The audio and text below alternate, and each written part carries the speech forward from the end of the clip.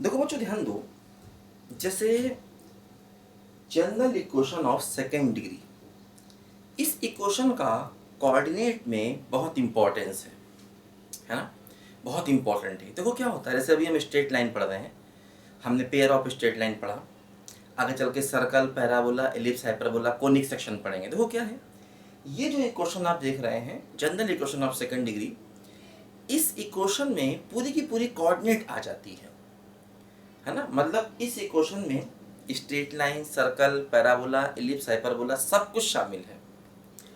तो थोड़ा सा हम इसके बारे में स्टडी करें और ये पहचानें आखिर इस इक्वेशन से कब क्या रिप्रेजेंट होगा। देखो क्या है, इस इक्वेशन को याद कर लो, क्या है, general equation of second degree. देखो ax² by² 2hxy plus 2gx plus 2fy plus c बराबर 0। ठीक है, देखो इसमें क्या होता है, एक टर्म होता है डेल्टा, है ना, डेल्टा। ये होता है abc plus 2fgh minus af² minus bg² minus ch²। ठीक है, ये होता है हमारा डेल्टा।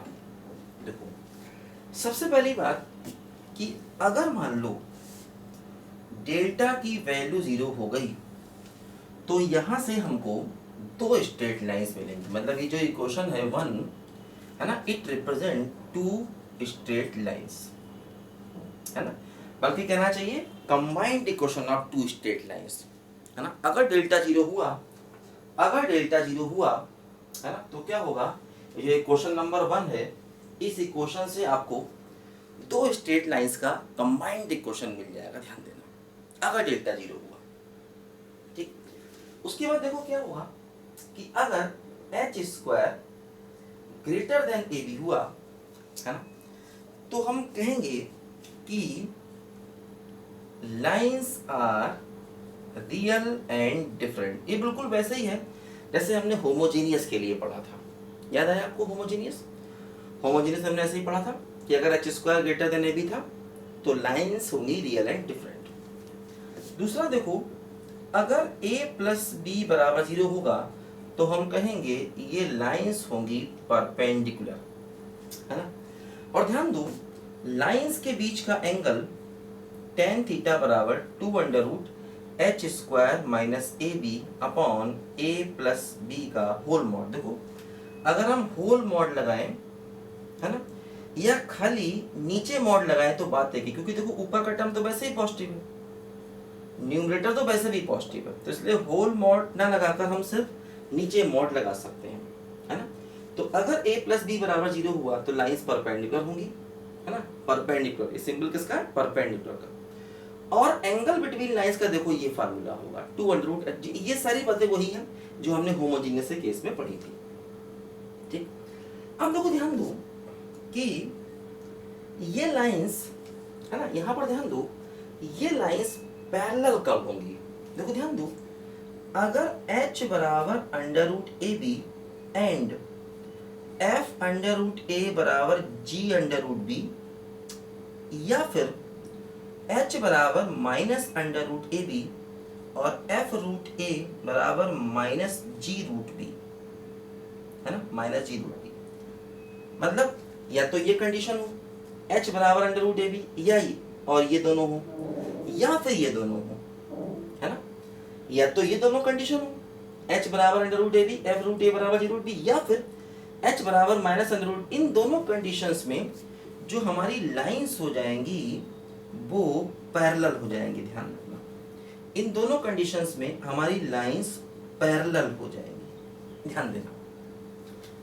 और पैरेलल लाइंस के बीच का डिस्टेंस भी हम निकाल सकते हैं, उसका फार्मूला याद रखो, and distance between parallel lines, ये हो जाएगा 2√g² minus ac upon a into a plus b। तो कोई पूरे का रूट है, ध्यान देना, पूरे का रूट। तो ये दोनों, मतलब ये कंडीशन हो या ये कंडीशन हो, दोनों ही कंडीशन में हम कहेंगे लाइंस पैरेलल होंगी and distance between parallel lines, और जो दो पैरेलल लाइंस इससे रिप्रेजेंट होंगी उनके बीच का डिस्टेंस हम सीधे सीधे इस फार्मूले से निकाल सकते हैं, याद रखो इसको, है ना। जो दो पैरेलल लाइंस यहाँ से रिप्रेजेंट होंगी, हम उनके बीच का डिस्टेंस इस फार्मूले से निकाल सकते हैं। देखो इस फार्मूले को चेंज भी कर सकते हैं, तो कैसे, है ना। जैसे हमने देखा मेरे पास क्या है, हमारे पास कंडीशन है f रूट a बराबर g रूट b, दोनों तरफ स्क्वायर कर दो, तो क्या हो जाएगा, अगर स्क्वायर कर दें तो a f स्क्वायर बराबर b g स्क्वायर। देखो यहाँ से हम g स्क्वायर निकाल सकते हैं, g स्क्वायर क्या होगा, a f square by b, है ना। देखो g स्क्वायर, ये g स्क्वायर की वैल्यू यहाँ रखो तो क्या होगा, देखो 2 अंडर रूट जी स्क्वायर की वैल्यू रखो, a f square by b minus A C upon a into A plus B. देखो a कॉमन ले कट जाएगा, क्या हो जाएगा, देखो f square minus B C upon b into A plus B. बोलो देखो क्या होगा, a कॉमन ले कट जाएगा, b एलसीएम लेंगे, f square minus B C upon b नीचे आएगा एक। देखो ये भी इन दोनों लाइंस के बीच का डिस्टेंस होगा और ये भी होगा। एक फार्मूला याद रखो, एक से दूसरा भी निकल सकता है ना।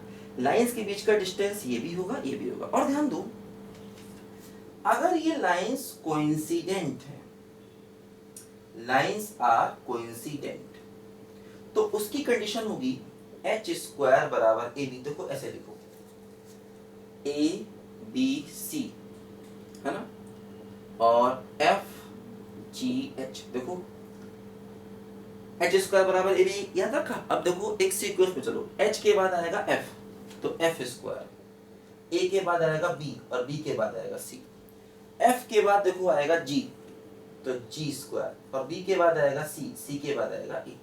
तो अगर लाइंस कोइंसिडेंट हैं तो ये तीन कंडीशन होगी, ध्यान रखना। देखो जैसे मैंने बताया था आपको, होमोजेनियस वाले केस में अगर एच स्क्वायर बराबर ए बी होता था तो थीटा 0 होता था, लाइंस कोइंसिडेंट हो जाती थी। यहाँ पर कोइंसिडेंट की तीन कंडीशंस है ना। और पैरेलल की देखो ये कंडीशन है या ये कंडीशन है, ध्यान रखना। पैरेलल की और कोइंसिडेंट की कंडीशन यहाँ पर अलग अलग है, ठीक है।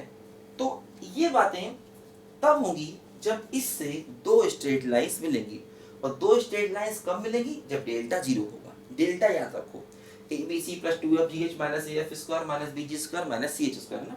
अगर डेल्टा 0 होगा तो दो लाइंस मिलेंगी, और अगर दो लाइंस मिलेंगी तो ये बातें हम यहाँ पर चेक कर सकते हैं, हमेशा याद रखो इस बात को, ठीक है। तो डिस्टेंस बिटवीन पैरेलल लाइंस का ये फार्मूला भी है और ये फार्मूला भी, दोनों में से कोई भी लगा सकते हैं। तो ये वो केस था जब डेल्टा 0 होगा, है ना।